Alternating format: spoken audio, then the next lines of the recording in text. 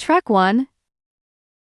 Now, not only do we have lots of historical architecture here in the town of Tunbridge, we also have a rich variety of famous residents.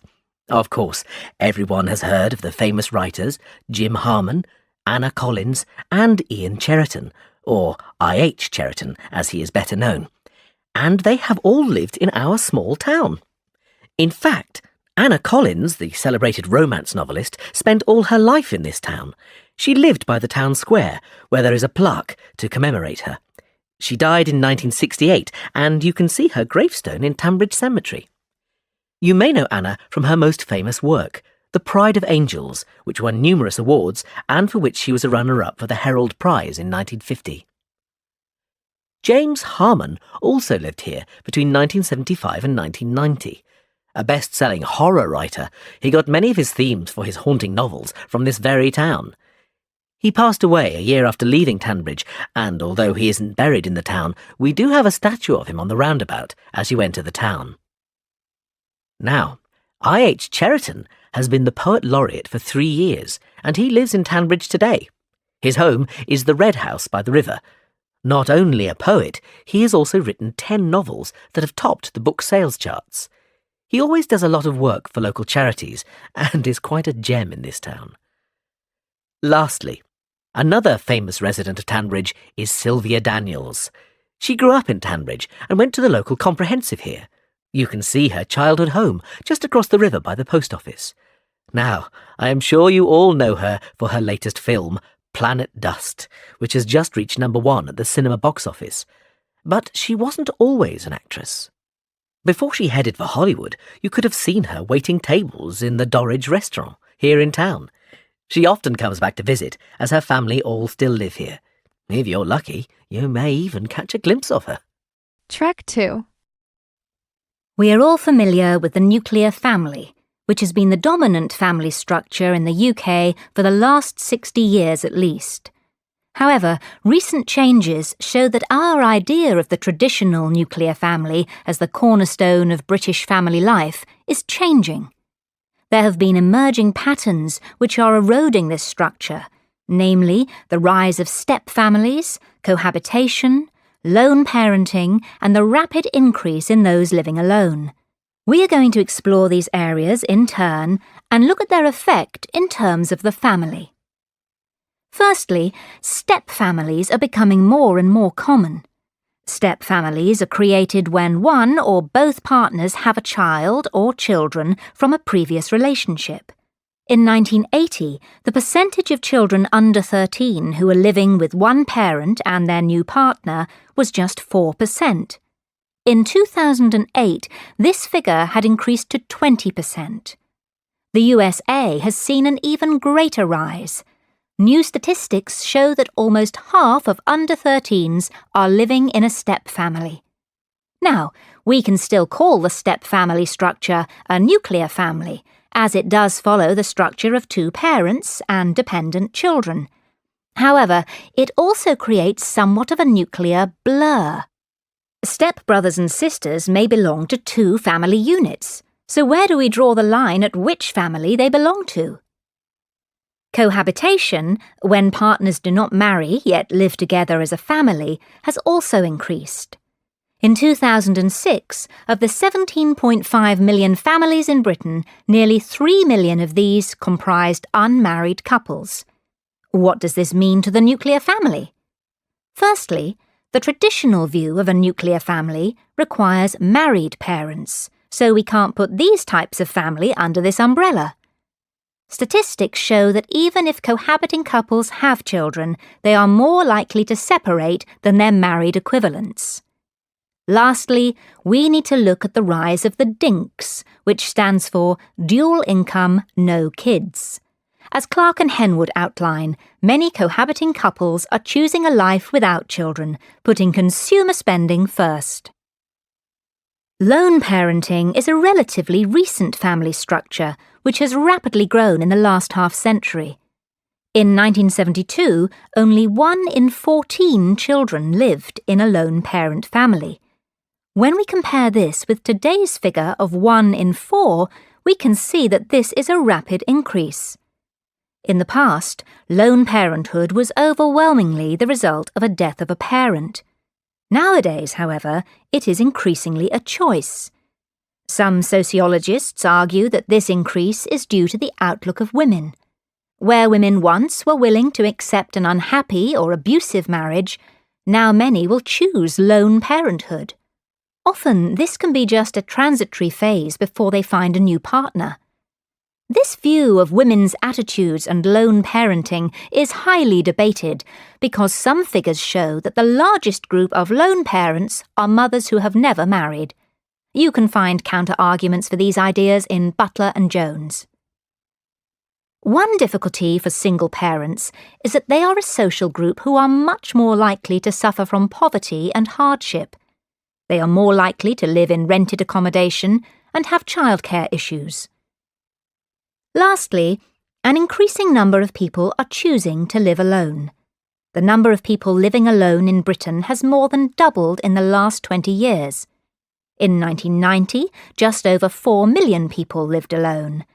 Now this figure has reached 8.5 million, an incredibly rapid growth which has had enormous effects on the traditional nuclear family. This number represents a great chunk of the population who, either by choice or necessity, are outside the traditional family unit. Some think that these changes may not help the community. In fact, there are many arguments that this rise in alternative household structures will create a more isolationist and less community-based society, where close bonds, which are usually formed within the family, have no place. Leaving aside whether or not the housing even exists for this boom, an important factor which must be looked at is the disproportionate expense for those living on their own. By this, I mean the burden of all costs is shouldered by one wage instead of two, and of course, one person is using the energy which could be shared between a group, having a greater impact on the environment too. However, on a more positive note, people, especially women, are proving to be extremely Track 3. Hi, Dad. How are you? I'm fine, Sally. How's the course going? It's going well, actually. I'm really enjoying my math course at the moment, mainly because it's not that difficult compared to the other modules. Good. And what about the tutors? What are they like? Well, I've got 4, and they're all highly knowledgeable. But Professor Jones is my favorite. I really respond well to the way he teaches. And are your fellow students nice too? Yes. I've made lots of new friends, and everyone seems to be very hardworking. The course has lots of group work, but to be honest, this isn't really the way I like to study. I prefer to study alone. Oh, well, I suppose not everything can be perfect. I know, Dad. You're right. In fact, there is one thing I'm a bit concerned about. My statistics module. I think I might not pass it. Well, let's wait and see, shall we? There's plenty of time to improve. Don't worry about it yet, okay? Thanks, Dad. I'll try not to. Track 4. Hello. Have you come to enroll for your course or pay your fees? Both actually. Okay, that's fine. You can enroll here with me and then go to the next desk for fee payment. So, first of all, can I have your name? Yes, it's Peter Taylor. That's Taylor with a Y. So, it's Taylor. That's right. Do you need my middle name? No, just your first and last names, thanks. And what course are you doing? I'm taking a BSc in economics. Okay, that's in the Faculty of Mathematics. Oh, I thought it was in the Faculty of Business and Management. It was last year, but the course has moved to the Mathematics faculty this year. Oh, thanks for letting me know. No problem. Now, where are you going to be living? On campus or in private accommodation? University accommodation. I'm in room 112, Ashley Residence. Did you say Ashley Residence, the one in Duke Street? It's just that there's another residence called ASCII Residence, so it's confusing sometimes. I don't want to make a mistake on the computer records, otherwise you won't receive any university mail. It's definitely Ashley. A-S-H-L-E-Y. Great. And what about your home address? On our records it says 56 Grove Street, Manchester, M1 9JA. Is that correct? Actually, there's a small mistake. It's M4, not M1. The rest is correct, 9JA. OK, I think that's all. You're enrolled on your course, so you can go and pay your fees now. Thanks, bye. Track 5. Hi there, can I help you? Yes, I'd like to find out more information about the services here at the Students' Union. Of course, we're here to help you throughout your time at university. So, what kind of help can you give me exactly? Well, our job focuses on 3 main areas: giving advice and information to students, arranging social events, and campaigning for students' rights. Right. And what about help with things relating to everyday life? Well, we have a team of 6 advisors who work part-time and have expertise in certain areas, including accommodation and travel. Oh, that's great. And how can I contact the advisors? Right, there are several ways. You can come into this office and speak to an advisor in person, or email us if you can't come in. And there's also a 24-hour helpline. You can find the helpline number on your student card. And you can call us at any time of day or night with any questions or worries you have. OK, and thanks for your help. You're welcome.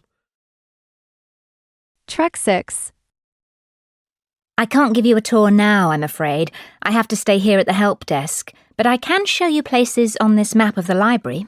That would be helpful, thanks. OK, so we're here at the help desk, next to the service desk, where you go to borrow and return books. The maximum number of books you can borrow at any one time is 10. Yes, I see. Opposite the service desk is the training room, which is used by library staff to give demonstrations of the computer systems to staff and students. But the entrance is round the other side. Is the training room beside the quiet room? Yes, that's right, with the entrance round the front too. It's important to remember that all mobile phones must be switched off in this room. Of course. And what about books? Where can I find the books for my course? Good question. You're studying geography, so if you walk past the service desk, turn left and continue on past the philosophy section, you'll find the geography section. The copying facilities are on the left. Now, one more important thing is the group study room and the booking system. If you're working on a project with other students and you want to discuss things with each other, you can go to the room in the corner at the opposite end of the library from the copiers. That's the group study room. It's between the sociology section and the TV room. The group study room must be booked 48 hours in advance. Right, thanks. Can I keep this map? Actually, this is the last one I have, but I can make a copy for you. That would be great, thanks. Oh, I should also explain how you book the group study room. Oh, yes. So how do I do that? You can only book this room using the online reservation system, the same one you use to reserve books that are currently on loan. I thought it was called the online catalogue system. No, that's for searching for things in the library. The reservation system is what you use to make a room booking. And can I access that from outside the library? Yes, via the library website.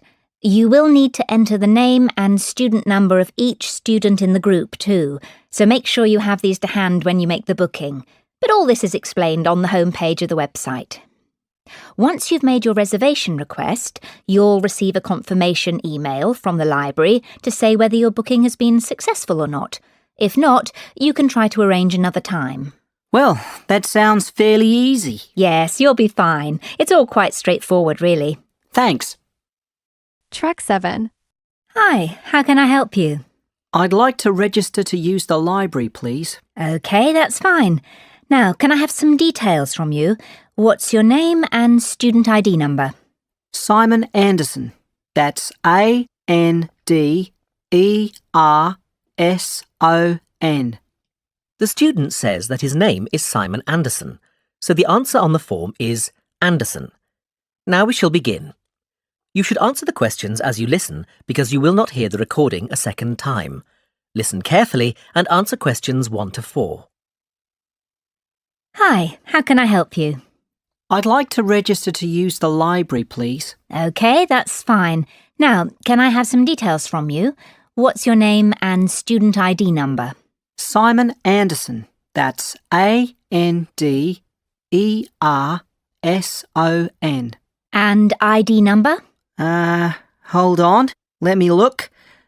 It's AND 105763. AND 105769. No, it's AND 105763. Thank you. And what course are you studying, Simon? Geography. Is that in the Faculty of Environmental Science or Earth Science? It's in the Earth Science faculty. Right. Now, are you living in university halls of residence? No, I'm in private accommodation. Do you need my address? Yes, please.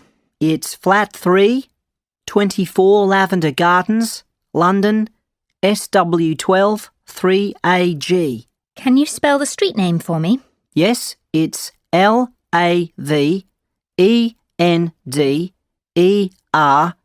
Gardens.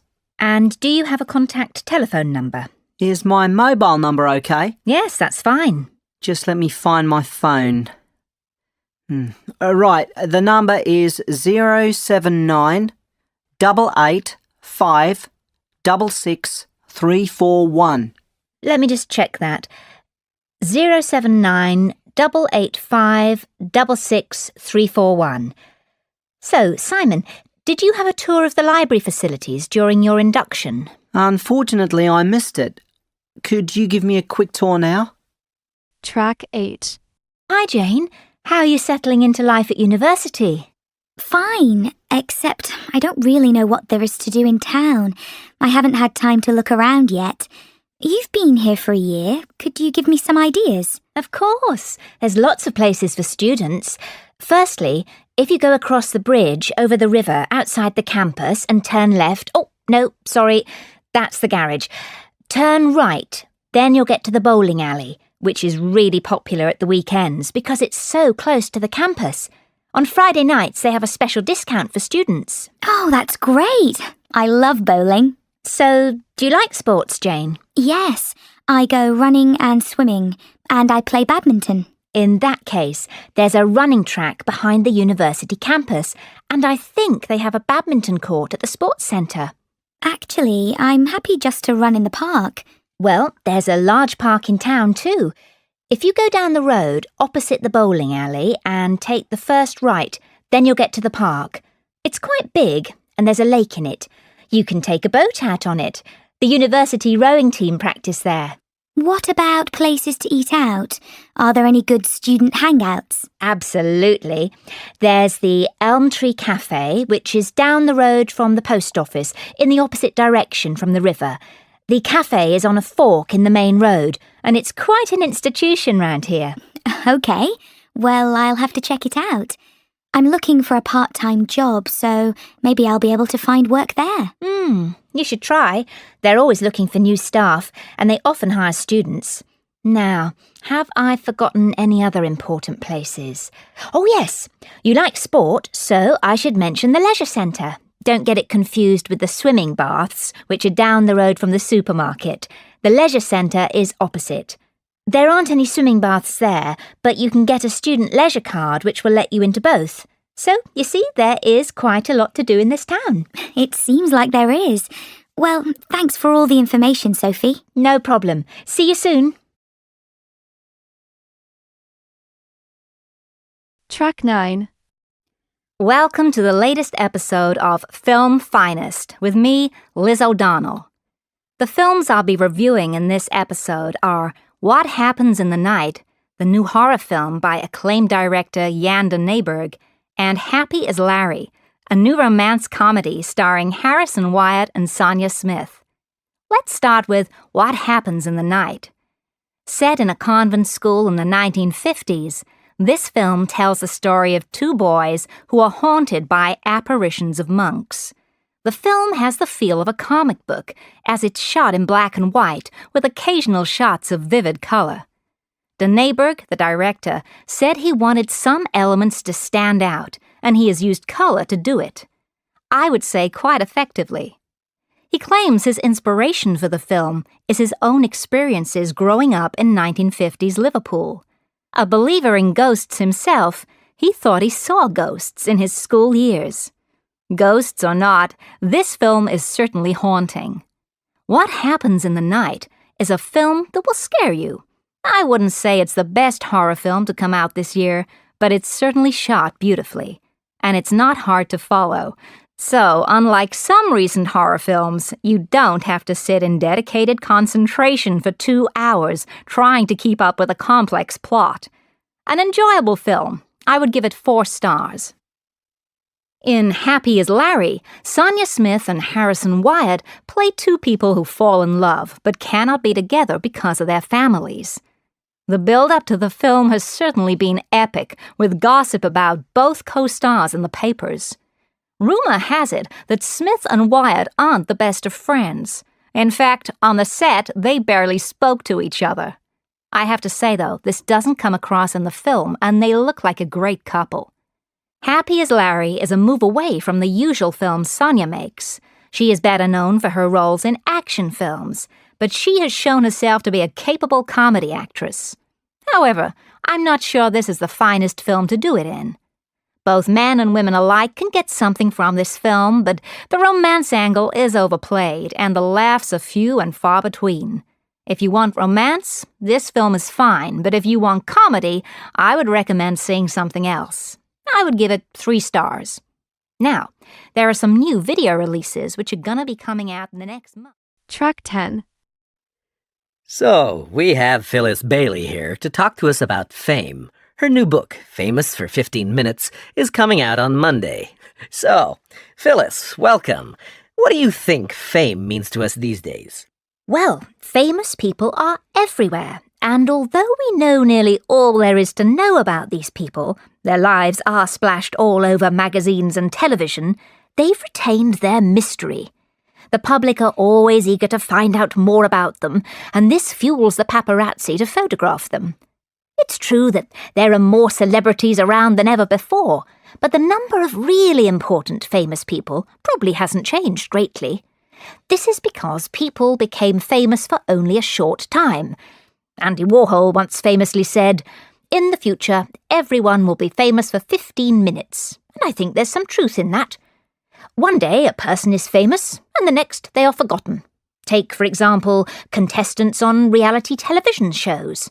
After maybe 6 months, we never see them again. This also highlights another characteristic of fame. In the past, people became famous because of something they had done, or because of their talent. Nowadays, these things aren't necessary. I personally think this is a great pity. Is fame particularly beneficial now? Well, let's look at the winners and losers when it comes to fame. Many people think that celebrities are the losers in this new media world, but that isn't necessarily the case. Take, for example, actors and actresses. They often complain about a lack of privacy, but privacy is possible. There are many celebrities who aren't constantly in the papers. Much as they complain, they chase the publicity and then blame it on the media. In fact, the paparazzi, who photograph the rich and famous, are often seen as figures of hate for this. They come off much worse in the end because they are so disliked by the public and celebrities. But in reality, they are making the celebrities and their managers even richer.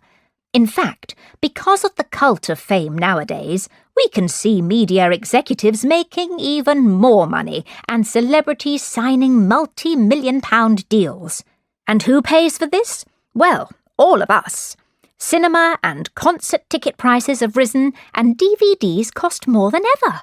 Merchandising makes a fortune for the famous these days, and although we are paying for it, the rewards go to only a small elite, the big players, the stars, and the executives. But they miss a lot of the creative talent in the industry, like the people who write the screenplays. They are still on the same salary they were on 10 years ago. Executives certainly have a difficult job managing their clients, but they get rewarded well for doing so. I, for one, think these rewards should be more fairly spread. How could this be done, are you suggesting? Track 11. At the moment, we only have yellow plaques for all the famous people, but we are aiming to produce different coloured plaques so that people can do specific walks. For example, if they are interested in famous sports personalities, they can do a tour following the red plaques, the colour we are aiming to use for these people. We are looking at introducing grey, white and green plaques as well. We are thinking of using grey plaques to signify people who have done important work within the government, and white plaques for those who have done good works in the community. Lastly, our green plaques we think will be very popular. These will be for painters and sculptors, leaving our yellow ones for writers, actors and other people of note. We do hope you enjoy looking at the plaques around the city. We have guidebooks on sale in the gift shop where you can find all the plaques. These are priced at $11.99. CD 2. Track 12. Now listen carefully and answer questions 1 to 6. Thank you for coming along to the Cultural Sydney talk. I'm going to start by telling you about the Yellow Plaque Scheme, which has been running in Sydney for over 40 years and has been incredibly successful. When you're walking around the city, you'll see some buildings with a small round yellow plaque on them. If you take a closer look, you'll see the name and details of a famous person who lived in that very place. We have at present 130 plaques up in the city. The scheme has been great for tourism, but it was really started to raise awareness of the rich history of Sydney, both locally and nationally. And we think we've managed to do this. We also wanted to make people aware of the impressive list of important people who have lived in this city, and we've certainly achieved that. But that's not all. Although not part of our original aims, the scheme has also helped preserve some of the older and more important buildings in Sydney, because people now know that these buildings are a link to our past. Some of the buildings are actually over 180 years old, which for Australia is ancient. We actually think that this is where the scheme has achieved the most success, in raising the profile of our rich history. Of course, it has helped tourism, but not only that, locals also walk around looking at the plaques. It has been really wonderful in highlighting our past. Some people are quite surprised to see who has lived here. Take Errol Flynn, for example. He was married in Sydney. We are planning on putting more plaques up, and a common question is how can people nominate a figure to be put on a plaque? It's quite a simple process. Applications can be downloaded from our website. If you want to nominate someone for a plaque, you just need the person's name, where they lived, and you need 3 signatures to approve your application. Our panel then checks that all the data you've submitted is correct, and hopefully, within a year, a new plaque will be erected. But you can't nominate just anyone. A plaque can only be given to a person who is famous and has achieved something out of the ordinary, like an important politician or world record-breaking sportsman, for example. We aim to have 50 new plaques up within the next 3 years, and we have plenty of funding to do so. Our funding comes from 3 sources: the local council, community donations, and the Tourist Board. Whereas in the past, the Tourist Board put in the majority of funding, now public donations count for 65% of all total funds. In fact, our funding is so healthy now, there are plans to expand the scheme. Track 13. Hi, James. How's your alternative energy research project going? To be honest, I'm a bit confused about how to do the research for all the different energy types. Well, the first thing you do is to make sure you focus your question, otherwise you'll have too much to read and you won't be able to select the key arguments. So how do I do that? Start with the general topic of alternative energy and then keep asking questions until you've narrowed the topic down to one particular area. Then, when you have your question, make a list of the reading you will need. This list should be general to give you some background, but remember you'll need to focus on the issues related to the question, so the reading list should also be specific to the actual energy source you've chosen, whether it's wind or solar or wave power. And then start reading? Absolutely. You need to start straight away, but don't forget to make notes as you read. Otherwise, you won't be able to keep track of ideas for future reference purposes. Yes, that makes sense. I think that's my main problem. I don't recall where I've read different ideas, so I can't find them again later. And my friends have warned me that not recording ideas in a system can really hinder your progress. Your friends are right. It's a common problem amongst students. You need a system. Anyway, once you've done the reading and made all your notes, you need to organise them so that you can analyse and think about what you've read. But I prefer to just start writing and then go back and look at my notes later. I wouldn't recommend it. I think you need to give yourself more time to digest the material and arrange it into some kind of system ready for analysis in terms of relevance to your research question. Well, that's a great help. Thank you, Professor Jenkins. You're welcome. Come and see me again if you have any more problems. Track 14. Hi, Mary. How are you? I'm fine, thanks, John. How's your essay going? Not so good, actually. Would you be able to help me with it? Of course. What do you want to know? Well, just the type of information you're going to write about. I won't copy you. I just want some ideas to get me started. Well, Mr. Jones advised us to focus on just 2 or 3 forms of non-traditional energy for our evaluation. So I think I'm going to choose solar. It's fairly easy to evaluate. Are you going to explain both the positive and negative aspects? Well, Mr. Jones warned us not to get too involved in the ethical aspects of the topic, so I'm going to structure my essay by using the advantages and disadvantages of each energy form. That's why I also want to talk about biofuels. I think there are more disadvantages. Oh, I see what you're doing. Using the negative points of one to highlight the positive points of the other. That's a smart idea. And what about the third energy source? I was having difficulty choosing between nuclear and wind because they're both problematic, but I've decided to do nuclear for my presentation instead. Thanks, Mary. Chatting to you has helped me think a bit more clearly about my essay. That's fine. Good luck with it. Track 15. Hi there, guys. Nice to see you. And you.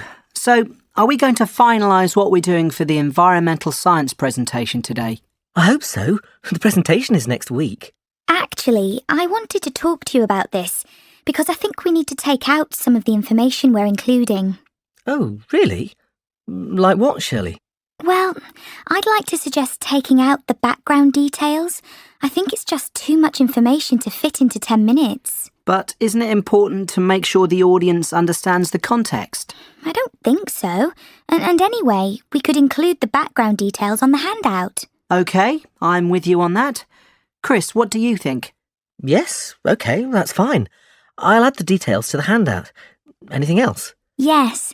I'm not sure whether the solar energy statistics will be too much for the audience to take in. There's a lot of numbers and graphs. Can we put the statistics on a handout too? I see your point. We don't want people looking at lots of numbers while we're speaking. But without the statistics, I don't see how we can support our main ideas. Actually, you're right, Tom. I hadn't thought about that. In that case, can we delete the diagrams? It's going to take too much time to explain them. Let's think about that a bit more. If we have to choose between taking out the statistics or the diagrams, I think we should opt for the diagrams. They're less crucial to the presentation. What do you both think? I think it's going to work much better than the original plan we had. Absolutely. We won't have to worry about talking for longer than 15 minutes if we remove the diagrams and focus on the main ideas and statistics. Shall we all meet again tomorrow to finalise the details? Track 16. Hi everyone. Sorry I'm late. Don't worry, Hannah. We've only just started. We thought we should go over the theories we've studied so far, so we're ready for the seminar discussion on Thursday afternoon. Of course, you're right. I don't think I can remember all the theories related to consumer energy consumption. No, Hannah. That's the reading for Friday's lecture. Thursday's seminar discussion is about the current thinking on alternative energy. Oh, yes. Sorry, I'm a bit disorganised at the moment. Never mind. So, Mike, what do you think about the academics' point of view on nuclear energy? Well, I think I have to agree with them on price being a factor for choosing nuclear in the long term. Me too. It's definitely the most cost-effective measure. Don't you agree, Hannah? To start with, I didn't, but the text Professor Edwards gave us persuaded me. The only thing that concerns me is that there have been some disasters in various parts of the world. Yes, some texts warn of the dangers of nuclear power, using previous disasters as examples. I know what you mean, but I suppose the risk is minimal these days. What do you think about wind and solar energy in terms of the price in relation to the advantages? For me, they're just not worth it. Both are expensive, and it's difficult to predict the amount of energy each one will produce. You know, Mike, I'm afraid I don't share your opinion. This text here talks about the likelihood of improved technology increasing the amount of energy and reducing the costs in the future. Yes, but that's not enough proof to be sure of the relationship between the costs and the benefits. Exactly. The evidence seems incomplete to me. Well, that's something we can follow up on with the rest of the group in the seminar on Thursday. Track 17. Good morning, Phil. Jackie. I hope your project is going well. Good morning, Mr. Jackson. Hi, Mr. Jackson. Well, we've made a start on analysing the different forms of renewable energy, but unfortunately, we don't really agree on some points. Okay, why don't we talk about it? Well, Jackie believes that all forms of renewable energy are beneficial economically, whereas I doubt that that's true for all of them. Such as? Such as wind, wave, and solar energy, because they're less reliable. That's a valid point, but I don't think that's a large enough factor to disregard it completely. Exactly. That's what I said. However, another drawback is that they're generally very expensive to produce. Yes, you're right, and that is a concern when evaluating their usefulness in future. I agree with you to a point, but it's likely that the cost will come down. I read a report in the Journal of Environmental Science that estimates the cost would fall by 20% over the next 10 years, which is significant, isn't it? Absolutely, Jackie. But you need to think about how difficult it is to predict the future cost of non-traditional energy sources before you believe the report. Remember, in your project, I want to see evidence of critical analysis. Make sure you've analyzed all the information rather than just accepting the information that you agree with. Also, it's very important that you demonstrate wide reading around the subject. I know. It's just that I'm not convinced that it's going to continue to be that expensive, especially if there's a demand from consumers. Well, what about if we analyze the costing process as part of our project? That's an excellent idea, Phil. Okay, so let's imagine that we want to forecast the cost of producing solar energy. How could we do that, Jackie? Well, I think we'd have to start by working out how many hours of daylight there are in the UK per year. The Meteorological Office would have data on that. Then estimate the number of hours of sun to get a rough total. And then I suppose we'd need to work out how much it would cost to supply the average home with solar power, and then extrapolate that to get a number for the whole country. Good. And don't forget the price of power conversion stations. This will have a significant impact on overall expenditure. And there's one more factor you haven't taken into account yet regarding the consumers. Whether they would change from traditional to renewable energy? No, but think about what might make them change. Oh, yes. How much they would be willing to pay. Exactly. Well done. Track 18. Okay, so to finish, I want to look at the resources available for researching UK census information for the essay you'll be writing at the end of this module. There are many resources for the study of the civilian population and family history out there, ranging from public to academic to commercial. Some are available for the public to access free of charge, whilst others are only available by payment of fees or restricted to academics and subject to registration. Some are more appropriate to family or genealogical investigation, others to historical population research. So, if we start at the beginning of the list on your handout, you'll see firstly there is the Family Records Centre based in central London. The centre and their website are available to anyone in the country who has an interest in researching demographic data. Their work might be useful to give you an overview of the general sorts of data and services available. Unfortunately, you do have to pay a registration charge of £20 for a year's access to their material. The next resource on the list is Genes Reunited, which is mainly for people who want to find out more about their ancestors.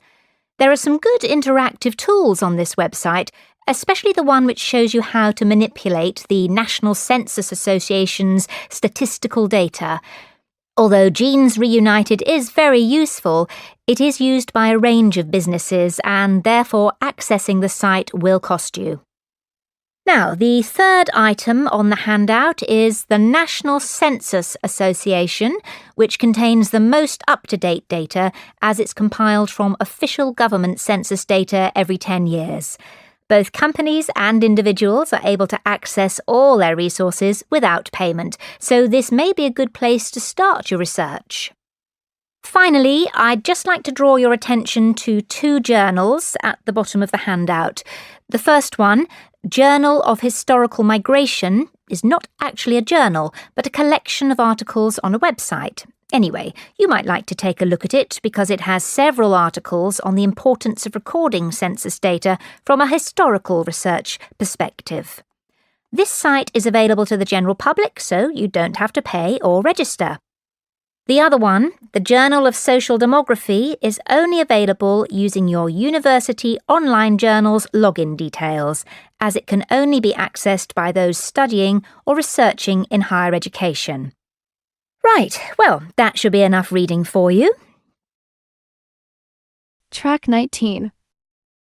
So, our project is going to cover three main areas. Firstly, comparing the main forms of alternative energy, solar, wind, wave, and biofuels in terms of production costs. Secondly, we'll take solar energy as an example and do a cost prediction. And lastly, we'll analyze whether they're likely to replace traditional fossil fuels in the future. That sounds like a comprehensive project with a good focus. Now, what data are you going to use and what approach will you use for the analysis? Now that's something we do agree on. We want to use the reports you gave us in our last lecture and some statistics from the Government, Environment and Energy Department. In terms of analysis, we're going to use a cross-referencing method where we compare each of the government reports with the Robertson report and highlight any differences. Then we'll analyze these to see why the differences exist and where more research needs to be done. Track 20. Today, I'd like to continue from last week's lecture by looking at what helps people successfully integrate into a new culture. Whereas the reasons for migration are nowadays fairly easy to identify and largely related to employment opportunities or political instability, the factors behind being able to adapt to the new culture and create a new life are considerably more complex. Let's start with an overview of the issues as shown on this diagram. Starting on the left of the diagram, there are two lists of factors, internal and external. It's important to notice that the internal factors, in other words, those based on an individual's personality, are divided into positive factors, trusting others and acknowledging that people are different, and negative, being afraid and being suspicious of people. You might think that the list of negative factors would include discrimination, but it doesn't because discrimination comes under the larger category of fear. Now, what you should also notice is that the external factors are not labelled in this way. It's much more difficult to know how to measure the effects of external factors and whether they actually are external or not. The influence of family relationships, climate, beliefs and values, and the ability to communicate in the language of the new culture have wide-ranging effects which are difficult to measure and can distort any research. Now focus on the centre of the diagram, and you'll see this phrase, coping strategies. This is important because studies have shown that people who integrate well into a new culture, and that is any culture by the way, are those who have eradicated any negativity and made positive choices and adopted coping strategies such as observing people and taking time to listen and ask questions in order to diminish the effects of culture shock. What we have observed is that people who demonstrate positive coping strategies, such as observing, listening and questioning, end up by understanding the host culture better and integrating quicker and more successfully. However, those who choose to be critical of the differences and therefore react negatively to the host culture are likely to have increased feelings of alienation. This alienation can tail off and become the beginning of acceptance if a person has some positive experiences, but it usually deteriorates quickly into isolation. Track 21. Many people have immigrated to Britain and become citizens over the last 200 years, and in today's lecture, I'd like to look at the various laws or Acts of Parliament introduced to deal with those people who came to live in Britain. In 1793, there was the Aliens Act, which the British government introduced to control the number of refugees fleeing to Britain to escape the revolution in France.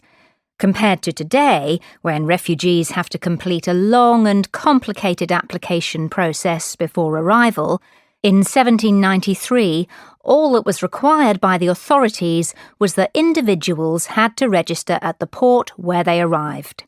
The collection of personal information started in 1844 with the Naturalisation Act, which was updated in 1870. The main difference in the 1870 Act was that applicants who wanted to stay in Britain had to have served the Crown or to have lived in the country for at least 5 years before being considered. Both these acts allowed the government to control the number of people coming into the country. These changes were fairly insignificant regarding people's freedoms and the amount of state intervention involved.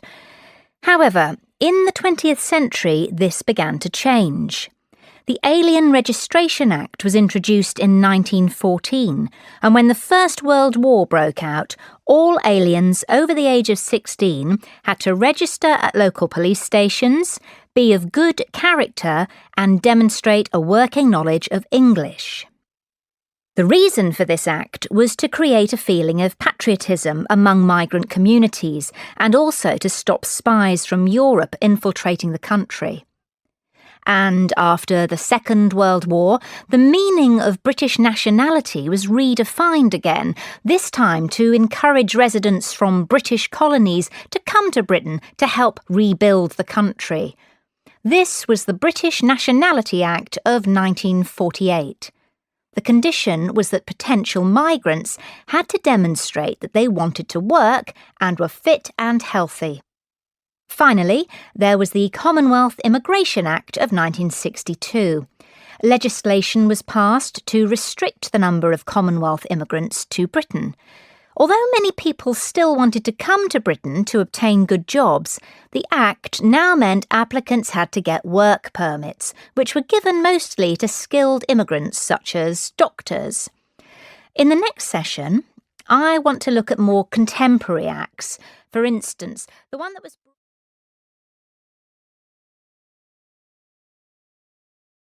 Track 22. This morning, I'd like to focus on New York as a model for understanding immigration patterns in relation to national rather than international change. Firstly, it is important to understand that migration patterns are primarily affected by the rules of immigration, which determine the conditions of entry. After that, internal changes can affect patterns considerably. To highlight my first point, let's study this diagram of Ellis Island and the process of admitting immigrants in the late 19th and early 20th centuries. Upon arrival at Ellis Island, people underwent a series of examinations and questions before being allowed to enter the US. First of all, there was a medical inspection to ensure the immigrants were not bringing in any contagious diseases. Anyone who did not pass the medical examination was refused entry to New York and sent home on the next available ship. If the examination was passed, immigrants were required to take a further examination, this time a legal examination to establish whether they had any criminal convictions. After this, immigrants were able to change currency and purchase tickets for onward rail travel from New York. Having completed this simple process, immigrants were told to wait. This wait could be as long as 5 hours before boarding a ferry to take them to New York City. This simple system allowed millions of immigrants to enter the US and is largely responsible for the ethnic makeup of the city today. Even though the immigrants themselves may have had a variety of reasons for deciding to migrate, it was only possible because of US national immigration laws. Moving on to the second point, how changes within a country can have as much or more of an effect than those outside the country, various parts of New York have changed radically in their ethnic makeup over the last 200 years. Communities became wealthier, governments introduced new laws, and employment opportunities came and went. These factors affect where people choose to live or force them to move to somewhere different. For example, most people think that the population has changed in Manhattan due to the rise of its importance as a financial trade center, which is true to some extent. But, like the Ellis Island example, a change in politics, namely a change of mayor, allowed the city to boom as a financial center, and this resulted in different types of people moving to the area. Brooklyn is an interesting example too, and we'll be looking at it as our case study later in the lecture. Whereas it used to be a predominantly working-class area of the city and therefore attracted unskilled migrant workers, nowadays its fame as a centre for up-and-coming artists and musicians means it has attracted a new and much more diverse population of middle-class residents. Finally, Queens has shown a dramatic change in its population over the last 50 years due to the airports there. This means that the number of airline staff living in the area has dramatically increased and changed the nature of the local population. Finally, I'd like to use Brooklyn as a case study of local change. Brooklyn's population has changed significantly over the years, and this can most easily be seen in its economic activity. Tracing the Brooklyn industries back from the current financial services companies to manufacturing in the 1950s to shipbuilding in the 1900s, we can map this onto average wages and therefore the type and class of resident. And this has affected the population density too, which has been steadily increasing over the past 100 years from 1.5 million in 1900 through to 2 million in the middle of the 20th century to the 2.3 million inhabitants today. In fact, Brooklyn is suffering from considerable overpopulation now. But this large population increase was due not to employment, but the building of the subway, which linked Brooklyn to other areas of New York. Prior to this, at the beginning of the 20th century, the only way of transportation was the Brooklyn Bridge. Another factor, which traditionally increases the desire for the middle classes to live in a particular place, is the extent and type of local heritage, especially for those people with young children. In Brooklyn, this is evident in the increase in population after the construction of Coney Island. The modern-day equivalent of this is the restoration of Prospect Park, which has brought more middle-income families into the area. Track 23. Excuse me, where can I fill up my water bottle? There's a water cooler just inside the main doors. Is this your first time here? Yes, I just had my induction last week. I'm Anna. Hi, I'm John. If you have any problems and I'm around, please just ask. Have you been coming here long? Yes, I've lived here all my life, just a couple of miles away. I started coming here when I was just a kid. I suppose I'm quite a faithful member. My brother and father come here too. Wow, that's impressive. Thanks. I enjoy it so much because it basically gives me so much energy for the day. It's unusual that I'm here at this time. I work pretty hard, and so I try to fit it in before work usually. I start work at 7, so I usually get in here by about 5:30. Oh, it must still be dark at that time. Yes, it is. That must take some willpower. It does, but it's worth it. You should try an early session. It really makes you feel good about the day. How often are you planning on coming? I was thinking maybe just twice a week at the beginning and then build up from there. What do you think? That's a good idea. When are you thinking of coming? Probably evenings. Is it generally very busy then? It can be. I came in the evening yesterday and it was quite busy. In fact, a funny thing happened. I was on the treadmill and suddenly water started hitting me. It was the fire alarm. The sprinklers had gone off. I was absolutely soaked. It was the first time anything like that has happened, but it was pretty funny. Fortunately, it was a false alarm. So much excitement at the gym. I think I'm going to enjoy this. Track 24. Thank you for taking the time to see me today, Mr. Jones. I'd just like to take a minute to outline our new step machines. No problem. I'm interested in getting a few. We don't have any in the gym yet.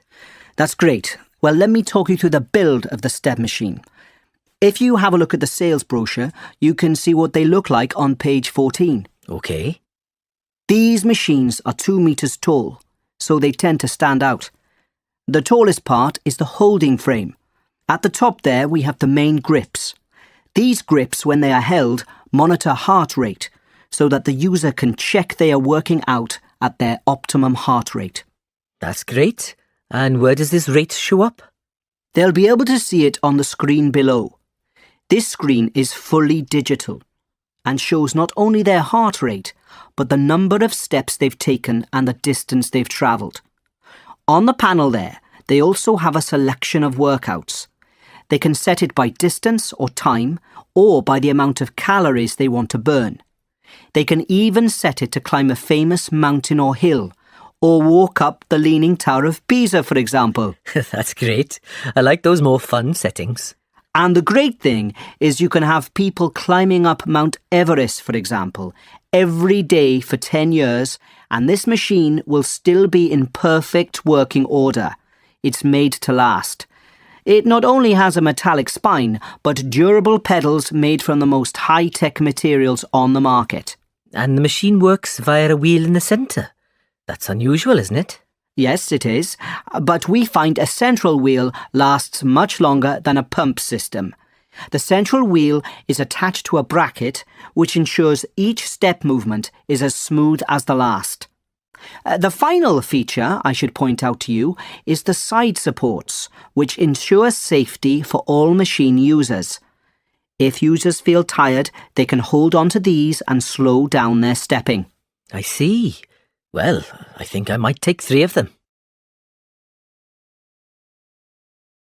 Track 25.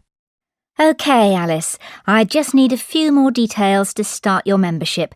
Your full name is Alice Wilson, yes? No, Watson. Oh, yes, I'm sorry. Which age range are you? Well, I'm just out of the 16 to 25 bracket. I'm 26 now. Great. 26 to 35. Yes. And do you have any health problems which may affect your exercise? No, I don't have any health conditions. I'll put none. Do you do any exercise at the moment? Not much. I exercise a couple of times a week. And what do you do? Well, I used to play tennis, but I stopped. Now I only go swimming. OK. And why have you decided to join up? Just to improve my fitness. I don't want to lose any weight or build muscles or anything. Fine. Well, I would recommend doing the Level 2 workout programme to begin with. It takes about 40 minutes to do the whole programme. I'll get you an information sheet so you can see what it involves. Track 26. Hi, Penny. How are you doing? Have you just been to the gym? Hi, Debbie. I'm good, thanks. Yes, I've just finished a workout. How are you? Yes, good. I'm planning on going to the gym later, but it's hard finding the time now I've got a child. I bet it is. Have you tried any of their new exercise classes? Yes, I tried some last week. I wanted to go to yoga, but it was full up. I went to the dance class instead. It was really fun. Oh, and kickboxing last Thursday too. That was exhausting. Well, you didn't miss much at yoga. I went there last Friday and it was far too hard. I couldn't do most of the exercises. Oh no. Are you going to try anything else? Well, I was thinking of trying the aerobics class. My friend did that one and said the instructor was awful. Well, I'll probably give it a miss then. I've got to go to a conference next week anyway, so I'll be away from Tuesday to Friday. Oh, lucky you.